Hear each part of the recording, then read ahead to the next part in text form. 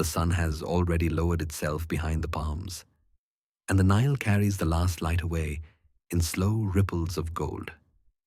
I speak to you as I have always spoken, quietly, without haste, for the night has begun its work. The great temple stands beside the river, its stone warmed by the day, its shadows lengthening as if stretching after a long breath. Columns rise from the earth like patient sentinels, their carvings softened by centuries of touch and wind. You can feel the air change now, cooler, thicker, slower. The outer gates remain open for a moment longer, allowing the final footsteps of the day to fade into memory. Merchants have gone, voices have thinned. Only the sound of water remains, lapping gently against the shore. Torches are lit one by one, not hurried, never hurried. Each flame blooms softly, casting amber light across stone floors worn smooth by devotion. This is the hour between worlds, between movement and stillness, between breath and silence. The temple doesn't sleep, but it does grow quiet. And in this quiet, ritual begins to awaken. Pause here. Feel the ground beneath you, the ancient earth holding everything in place. The gates begin to move, slowly, wood against stone, a deep, patient sound, echoing once, then settling. With their closing, the world is gently kept outside. Inside the walls, only those who belong to the night remain. Priests walk barefoot across the cool floor, their linen garments brushing softly against their legs, against time itself. No words are spoken. Words are unnecessary now. Breath becomes the language. Movement becomes prayer. Water is carried in shallow bowls, drawn earlier from the Nile while the sun still watched. The water reflects torchlight, a trembling mirror, alive with gold. Hands are washed first, fingers dipped slowly, palms turned upward, water streaming back into the basin as if returning a borrowed thing. Feet are washed next. Dust of the day dissolves and disappears, leaving only stillness behind. The mouth is rinsed, not to speak, but to prepare for silence. Each action is repeated, again and again, not because it must be remembered, but because it must be felt. The temple breathes with them, stone cooling, flames steady, incense waiting to be lit. Beyond the walls, the river continues its endless journey. And here, within carved stone and shadow, the night deepens. Rest here. Nothing is required of you. The air grows quieter as the priests move deeper within the temple, away from the open sky, away from the last memory of day. Here, the stone corridors narrow slightly. Columns stand closer together. Their shadows overlap, dark upon dark, softened by torchlight. Water is poured again, not quickly, never quickly. A thin stream falls from vessel to vessel, its sound barely more than a breath. A whisper learned from the river itself. Hands are lifted, palms open. Water touches skin that has known the same gestures night after night, year after year, century after century. Nothing new is introduced here. That is the purpose. To keep the world steady by doing the same sacred acts exactly as they have always been done. The priests pause between movements. They allow the silence to settle. In that pause, the temple listens. Cool stone beneath bare feet. A faint echo of steps long gone. The scent of old incense clinging to the walls. This is the space where thought slows, where the body remembers what the mind no longer needs to guide. Each priest bows slightly toward the inner courts, not yet entering, only acknowledging what waits beyond. The gods are near now, not awake, not asleep, waiting, as they always do, and the night holds its breath. Linen is lifted from smooth stone benches, folded with care, washed and dried beneath the sun earlier that day, pure, unmarked. Each robe is placed gently over the shoulders, allowed to fall into its natural shape, never forced. Fabric whispers as it settles, a sound softer than speech, yet full of meaning. Sacred oils are uncovered, small jars, sealed tightly, opened slowly. The scent rises at once, warm, earthy, familiar. Oil is touched with 2 fingers only, a small amount, enough. Foreheads are marked first, then wrists, then the hollow at the throat where breath passes in and out. Each anointing is the same. No flourish, no variation. Repetition is devotion. The torch flames respond subtly, flickering once, then calming, as if recognizing the scent. Robes brush against skin. Skin warms beneath linen. Breath deepens. The priests stand quietly now, prepared, not rushed forward, not held back. Time here does not press. Time simply remains. Beyond the next doorway, the inner sanctuary waits, unchanged, unhurried, as it has waited every night for longer than memory. The lamp is small, simple, shaped by careful hands long ago. It rests upon a low stone altar near the threshold of the inner court. Waiting. Oil is poured slowly. No drop is wasted. The wick is trimmed, not for brightness, but for steadiness. A flame is taken from an existing torch, never born alone, always passed forward. Fire touches wick and pauses. Then, light, not sudden, not sharp. A calm glow spreads outward, softening the edges of stone, awakening the carvings without startling them. This is the first lamp of the night. All others will follow its example. The priests stand still as it settles, watching the flame find its rhythm, watching the shadows choose their places. Light here is not meant to chase darkness away. It is meant to live beside it. The lamp is lifted and carried inward, step by measured step, held level, never swaying. Each footfall echoes once, then fades. The inner court receives the light quietly. Stone pillars catch its warmth. Hieroglyphs emerge and recede, as if breathing. The night has been invited further in, and it accepts. Incense is prepared next. Resins crushed earlier in the day, stored carefully, protected from moisture and sun. A small brazier waits nearby. Coals glow faintly beneath ash, patient, uncomplaining. Grains of incense are placed one by one, not scattered, placed. They touch, heat, and release their memory. The scent rises slowly, curling upward, then outward, threading itself between columns and corners. It is a scent older than speech, a scent meant to linger, not to command attention, but to remind. Breath changes when it is inhaled, slower, deeper. The air thickens slightly, as if the temple itself exhales. Smoke drifts along familiar paths, guided by stone and ceiling, finding places it has known for centuries.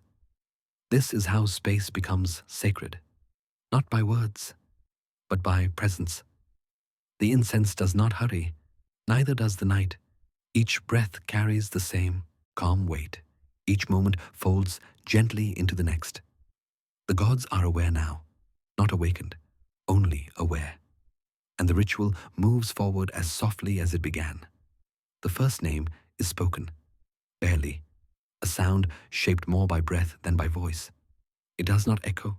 It does not need to. The name settles into the stone, into the air, into memory. Another follows, then another, each spoken only once. Names are not repeated here without purpose. These are not calls. They are acknowledgments, a reminder that the gods are present, even when unseen, even when resting. Each name carries weight, not as a burden, but as balance. The priests do not look toward the statues yet. Eyes remain lowered. Respect is shown through restraint.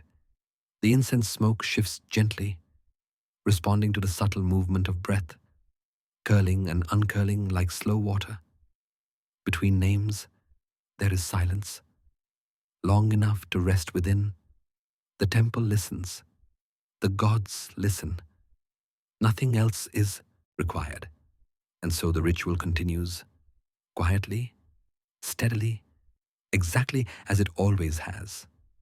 The curtain before the sacred image remains closed for a moment longer. This pause matters. It allows the space to settle, allows the breath to deepen, allows intention to become still. Then, slowly, the fabric is drawn aside. Not fully, only enough. The sacred image rests within its niche. Carved stone, wood, or gold, its form softened by shadow. The god is not asleep, yet not fully awake. This is the gentle crossing. A bowl of water is lifted, pure, cool. A few drops are sprinkled lightly, not upon the image, but upon the air before it, an offering of freshness. Breath moves again. The god is acknowledged, not commanded. No sudden light, no raised voice.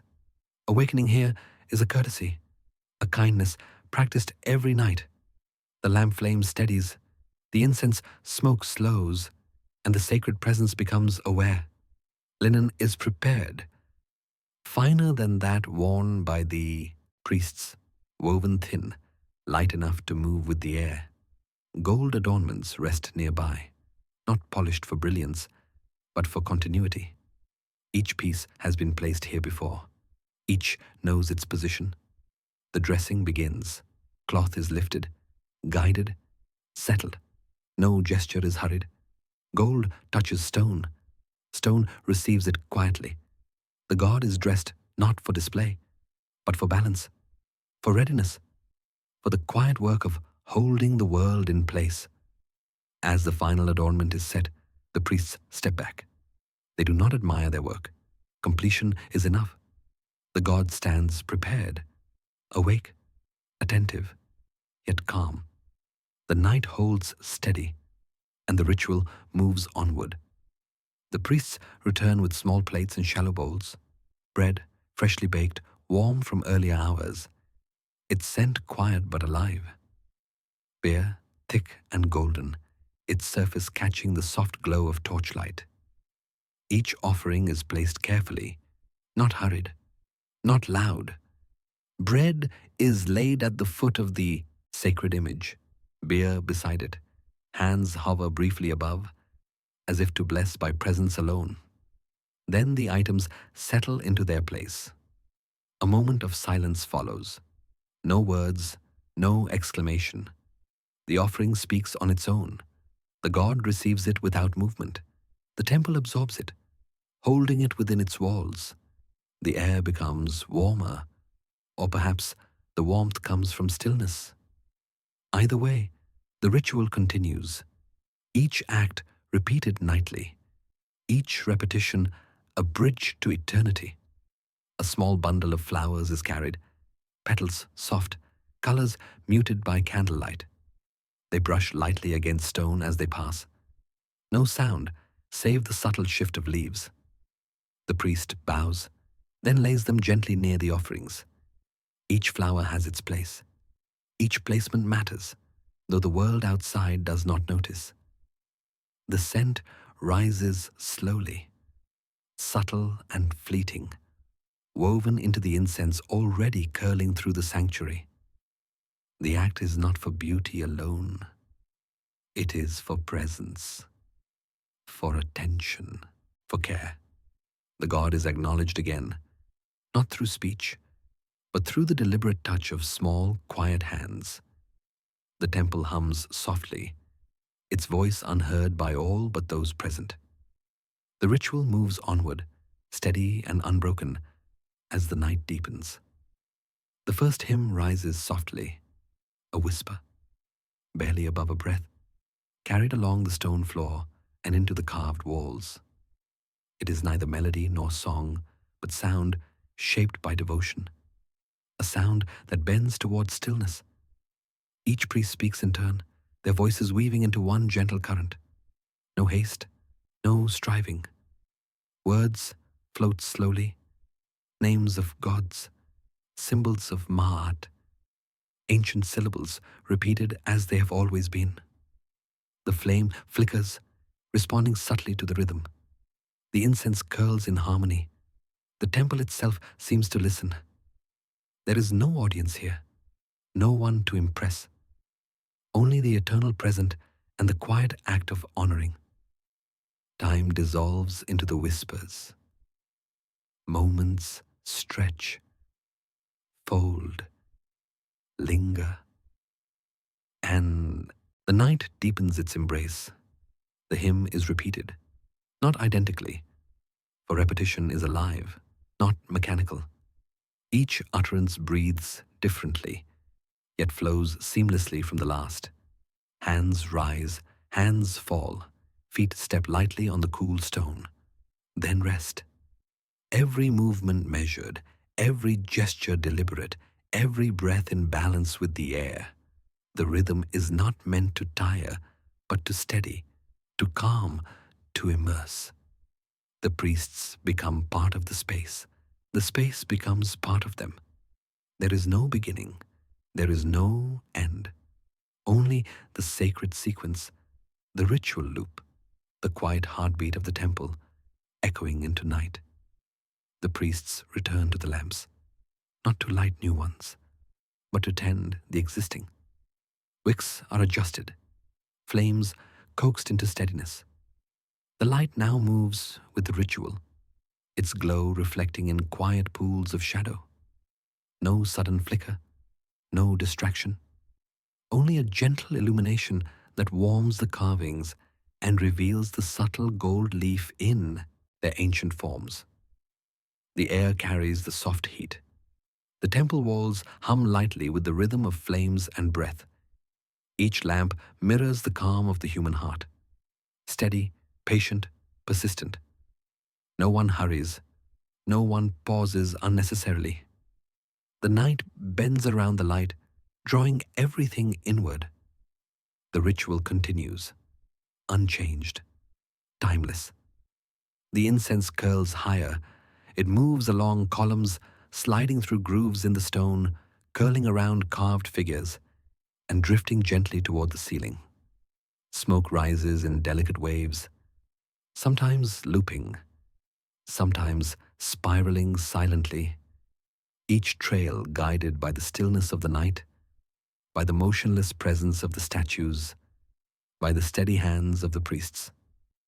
The scent mingles with the warmth of the lamps, the coolness of stone, and the distant memory of the river outside.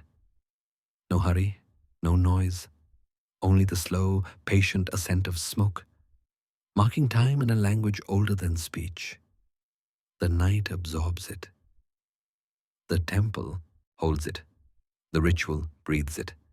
A shallow bowl is lifted, water drawn from the Nile earlier, still cool, still alive with the memory of sunlight. The priest approaches the sacred image, hands steady, breath quiet, a small pour, barely enough to ripple the surface. The water touches the stone base, then returns to stillness. No words are spoken, no flourish. It is a gesture of care, an acknowledgement of presence, of life itself. The liquid reflects torchlight, catching tiny fragments of gold in the carvings and dispersing them softly across the temple floor. The gods receive this offering without motion, and the priests step back. They do not linger.